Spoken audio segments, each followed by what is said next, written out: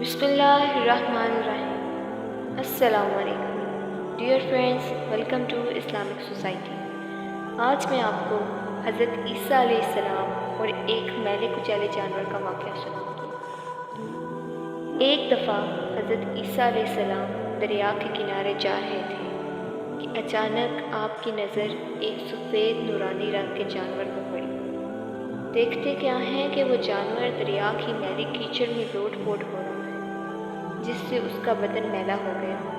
پھر وہ جانور وہاں سے نکل کر دریا میں نہاتا ہے، جس سے وہ پھر صاف ستھرا ہو جاتا ہے۔ یہی عمل اس جانور نے 5 مرتبہ کیا۔ حضرت عیسیٰ علیہ السلام کو جانور کا یہ عمل دیکھ کر بہت تعجب ہوا۔ حضرت جبرائیل علیہ السلام نے آپ کو جب متعجب دیکھ کر فرمایا، یا حضرت، یہ جانور جو آپ کو دکھایا گیا ہے یہ امت محمد صلی اللہ علیہ وسلم کے نمازیوں کی مثال ہے، اور یہ کیچڑ ان کے گناہوں کی، اور یہ دریا ان کے نمازوں کی مثال ہے۔ یہ کیچڑ میں لوٹنا ان کے گناہ کرنے کی مثال ہے۔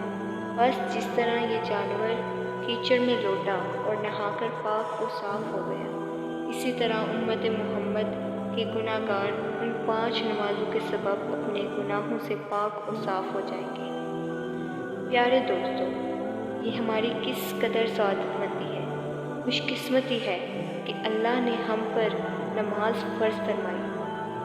جو گناہ ہم سے سرزد ہو جاتے ہیں اور وہ نماز کی برکت سے اور اپنے فضل و کرم سے ہمیں معاف فرما دیا کرتا ہے۔